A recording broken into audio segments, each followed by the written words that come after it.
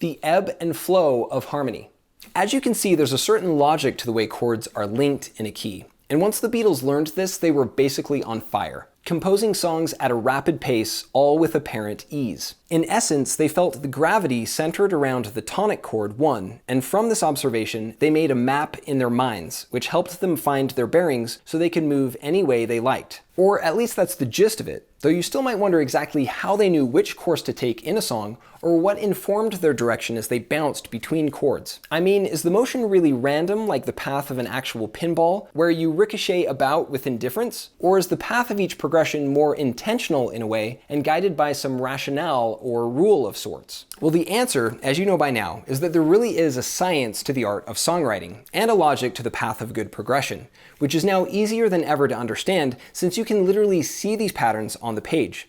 Though at first, it still might be hard to grasp as long as we picture this movement at high speed. Like a pinball, as I've said, whizzing around through space. So to better understand any chord progression, it helps to slow things down a bit, and even considerably, to imagine each pattern moving only gradually, as if in slow motion. And when you do, you can plot the course of a song with greater clarity, like a martial artist practicing Tai Chi, you could say, fully aware of your flow and energy, sweeping through space with only the most calm and deliberate motions. You see? In fact, this Tai Chi metaphor is especially apropos since it places you at the center of the action, where you can really feel the sense of motion and gravity since composition is such a visceral experience. And with this refined perspective, you can explore things at a more thoughtful pace, observing the elegant balance and interplay between chords so you can understand the true nature of harmony. And what you find is that songs don't just dart about aimlessly, but instead move with a tranquil ebb and flow, where the harmonies push and pull you along, propelled by a graceful exertion. In other words, the chords themselves hold sway over the path you follow through a phenomenon known as chord function. It's an extremely powerful principle, it turns out, but also very simple. And as Tom Mishro of lotusmusic.com explains, it basically works like this. In essence, the chords in each key serve specific roles in a song, and these roles, or functions, create sensations of movement that together propel the music through states of stability, change, and tension. And when you group the chords by these three functions, the image looks like this. In the next section, we'll see how this all works in action, looking at specific songs and the way they make use of these functions. But first, let me give you a quick breakdown of these three groups so you have a general sense of what we're talking about. Stability, tonic. Chords 1, 6, and 3 all share common tones that create a feeling of stability within a key, harmonies that evoke a sensation of centered calm. So together they function as tonic chords, that is, as a general region of home base within a song. Change, subdominant. Chords 4 and 2 share tones that create a feeling of change in a key, harmonies that serve to throw a progression off kilter. Together they function as subdominant chords that help to add variety and interest to a song. Tension, dominant. Chords 5 and diminished 7 share tones that create a feeling of tension in a key, harmonies that add a sensation of imbalance and unrest. Together they function as dominant chords that lead a song toward balance once again. Interesting, right? So while each chord has its own sound and all the harmonies share their own special bonds, every triad also serves a general role based on its chord function, and these functions help to move a progression along as it flows through harmonic space. Of course, there are no strict rules to how you might move through this space, but as a general guideline, many progressions tend to flow in a clockwise direction from beginning to end. Starting with a tonic chord for initial stability, then moving to a subdominant chord for some change, before passing through a dominant chord for a climax of tension, on the way back to a tonic chord once more for sonic resolution. So just like the sweeping gestures of Tai Chi, each progression goes through a range of motions before eventually returning to a central repose of stability. Though with that said, the movement can definitely vary, and the path you take can feel more dramatic or subtle based on the chords you play and the functions they serve in a progression. And next, we'll look at some specific examples of how chord functions are used to shape the overall sound of a song. Chord function in action. In a nutshell, chord function is what gives each song a sense of movement, because as the music cycles through these states of balance and imbalance, it's audibly thrust into forward motion. And really, this explains why the 1-4-5 is so impelling in the first place, and why any good progression works for that matter. Because these patterns essentially emulate our natural drive toward desire by opening and closing what's sometimes called a story gap, or a feeling of suspense from an initial state of peace that demands some kind of resolution. In the same way, for example, that arousal opens a story gap that can only be satisfied by sexual fulfillment, and the way hunger is satisfied only by a meal. Get it? Chord function stimulates the same basic response in our brains, which compels us to listen until the end of a song to hear how the story will close. It's awesome, and this audible animation or musical storytelling is what the Beatles leveraged to create engaging songs. Like their hit Love Me Do, for example, which is again shown here. Only this time, you can see how the chords move through each function, advancing from a stable tonic to less stable harmonies before resolving back to the tonic once more. Do you see what I'm saying? So in this way, Paul McCartney created a sense of forward momentum in his music while also keeping the sounds bright and upbeat by using only major chords in each progression, which is cool, right? In fact, let's play through the song again using the audio link on page 41 of the lesson PDF, and you'll easily hear this movement in action. And you can print out the song on page 42 to follow along, to see how each chord segment is shaded to show its respective function, illustrating whether it adds a feeling of stability, change, or tension to the progression. In the intro and in each verse, the chord progression starts on the G chord, the 1 chord or a chord of stability, and then moves up to a chord of change, the subdominant C, which wants to resolve back to the G chord for stability. So you move back and forth between those two chords. And then in the bridge and interlude, it really gets away from the tonic up to a chord of tension, the dominant chord 5, or D, which wants to move to the chord of change, C, resolving back to G once more.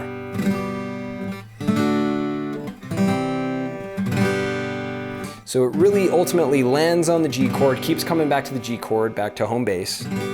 So again, each verse goes up to C, back down to G, and then in the bridge and interlude, goes up to D, far away from the tonic, a feeling of tension, to the chord of change, the subdominant C, and then back to G1.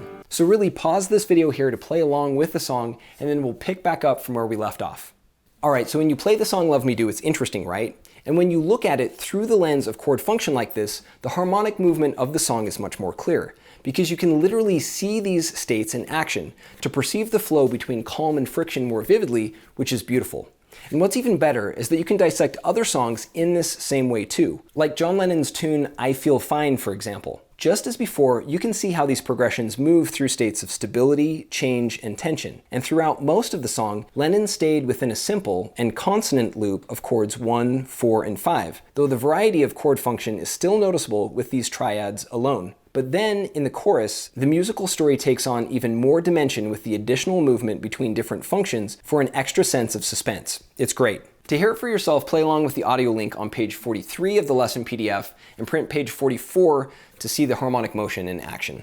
So the intro basically starts with the D chord or tension right out of the gate. So it's, and then to C, to change, and it wants to resolve back to G, the 1 chord.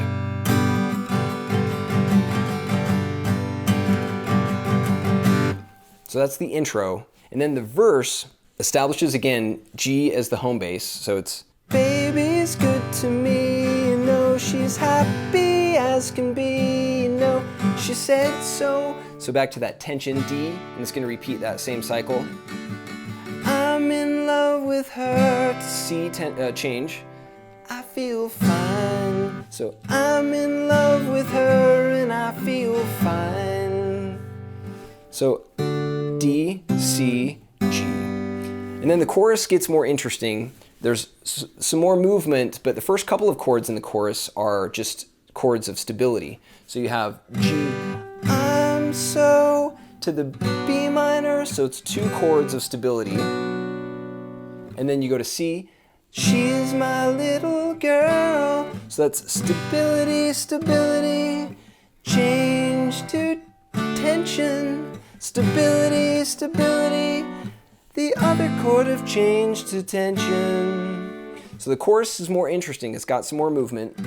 G, B minor, C, D, G, B minor, A minor to D, and and then it just repeats to the baby says she's mine, you know she tells me all the time, you know she said so. I'm in love with her and I feel fine. Tension to change to stability. And then again the chorus is stability, stability, change to tension, stability, stability, change to tension. That's in essence it. So play along with the audio link and you can go through the song yourself. Okay, so as you played through this song too, you got an even better feel for the way chord function works, right? Since these visuals sort of hit you over the head with the concept. But because function is such an abstract idea, that's a good thing, so you really can't miss it. And now that you've learned how it works, you can quickly dissect any song you'd like by simply tracing the path of a given progression. Like in the next 3 songs, for example, which also come from the Beatles' catalog, where all were built from the same force of chord function. So let's go through each in turn. Paperback Writer. With its simple droning progression, this song highlights the power of a well-placed chord change. While most of the song is played by strumming the G chord 1 repeatedly, the trance is broken a few times when you shift briefly to the C major chord 4, which provides some much-needed relief and change. The intro starts with the C chord, so suspended from a sense of resolution with the chord of change. Paperback writer. And then it drones on with G and just really establishes the G1 chord as the chord of stability. And then it really is mostly the G chord with a couple of changes to C. So the verse is, Dear sir, oh madam, will you read my book? It took me years to write, will you take a look? It's based on a novel by a man named Lear, and I need a job, so I wanna be a paperback writer. Paperback writer. So there's that change to C to kind of like change it up a bit so it's not just one chord. And then, it resolves to G1, which is so satisfying. That's basically the song. Then the outro of the song is just a droning G chord. And a lot of the song comes from the lead guitar, the bass, and the drums that really flesh out the song and give it more dimension, but underlying all of it is this really simple chord progression that makes it all move forward. So play along with the audio link on page 45 of the lesson PDF and print the song on page 46 and rock out. All right, the next song is Drive My Car. This song shows the momentum you can create by moving between functions at regular intervals. Most of the music alternates between stability and change to form an almost hypnotic pattern, but then each progression ends with a dominant chord, 5, which builds the tension and propels the whole thing forward. Drive My Car is definitely one of my personal favorites because it is just so well done. It starts with the stable D chord, the tonic 1 at the very start. So, asked a girl what she wanted to be. So it goes from stability to change to 4, stability to change, and goes back and forth between those two. And then in the verse it lands on that tension, that 5 chord, that A. And then instead of going back to the stability of the D that you want to hear, it goes to another chord of stability, B minor. Baby, you can drive my car. So it goes back and forth between this stability and change, B minor to 4, B minor, and then to change, tension, stability, change, tension, stability. So satisfying. So that's basically the chord progression from the verse to the chorus. The bridge is basically just the same progression as the verse. So again, from stability D to change G, stability D1 to change G4, stability D1 to change G4, and then to A5, tension. And then goes through the chorus again and just cycles through. So it's such a beautiful song and progresses in a beautiful way through these different states of harmonic function. So if you want to play along with the song, check out the audio link on lesson page 45 and then print out the song on page 47 to hear it for yourself. I've Just Seen a Face. This song illustrates the endless variety that's possible when you simply switch things up. Although McCartney used some of the same chords as before, their sequence in this song is different, which results in a different sound as well. This song is in the key of A, and the original recording features some amazing finger work in the intro. Right here I'm just going to focus on the underlying chord progression. So it starts with a chord of stability, but not the A chord, the one chord as you would expect and what has been played in some of the other songs. It starts with F minor, so the 6th chord. So, then it goes to D, which is the 4 chord, or a chord of change, and then E, the 5 chord, chord of tension. So it leads you in, it's that kind of suspended feel, and it wants to resolve to the A, which it does in the verse. So the verse is, I've just seen a face, I can't forget the time or place where we just met. So it goes to that 6th chord, which is another chord of stability. She's just the girl for me and I want all the world to see we've met. So D, so it goes to that chord of change, the D chord or the 4 chord, to the E5 chord, and then back to 1, the chord of stability, back to that home bass. So I've just 6 chord, D, another chord of stability.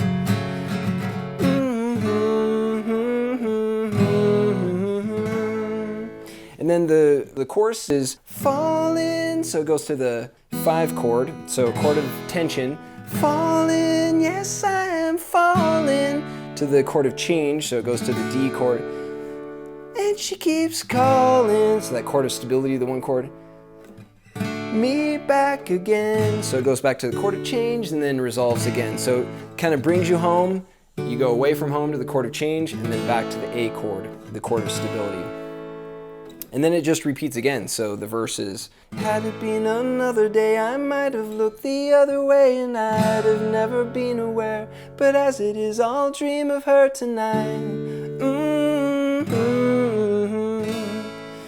So that's basically how it goes, the verse and then the chorus, and back and forth between those different song sections. Again, that's in the key of A, and you can get the audio link on page 45 of the lesson PDF and print the song on page 48 to play along and hear it for yourself. Okay, so as you play through each song, it's amazing what you can see, right? Because each image reveals the underlying movement of a song, like a heat map of harmonic function. So now you can literally stare at these otherwise invisible patterns of sound since they're all laid out in plain sight. It's downright useful, really, and just plain cool. But what's even better is how consistent these patterns are in every key, since the same principles of harmonic function are universal.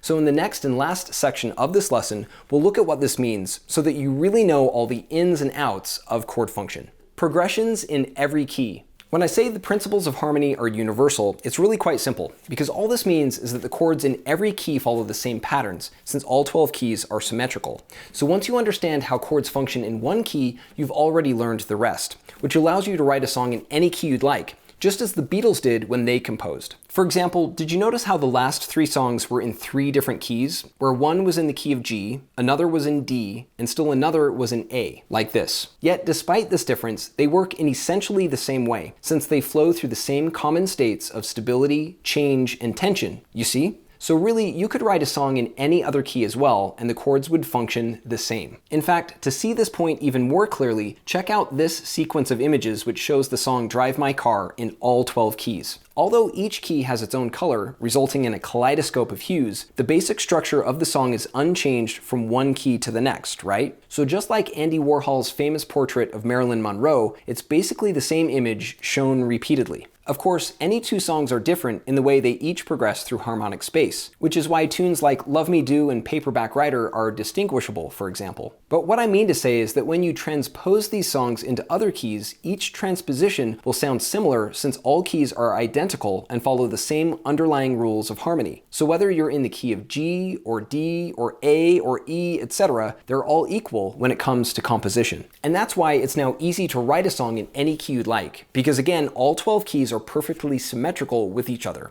So once you've learned the patterns in one of them, you've essentially mastered the rest. Which of course isn't really a surprise, right? Since after all, you already know that both color and music are inherently cyclical. So when they're merged together, the resulting pattern is obviously cyclical too. So it follows that any pattern stemming from this circle would be cyclical and symmetrical as well, like the loops of harmonic space we've been exploring in this lesson as shown here. In this image, all the patterns you've seen so far are combined into one master pattern, shown in their natural state as concentric rings within a single grand formation. At the center, you can see all 12 major scales linked in a seamless chain of symmetry, which in turn forms the circle of fifths, highlighted by the larger notes within the center ring, that likewise spawns the progressions around the periphery, which almost look like the petals of a flower. For an even closer look, check out the full-size image on page 55 of the lesson PDF. Do you see what I mean? It's an intricate web of scales, keys, and chords that are all imbued with the same beautiful symmetry, where each layer gives rise to the next in this elegant framework of sound. A framework in which all keys are identical in their structure, so that each one represents only a microcosm of this larger fractal system. So as you jump from one key to the next, the same familiar patterns of harmony appear to guide you on your way. Which means that music doesn't throw us any curveballs, but instead is totally predictable, powerful, and fun.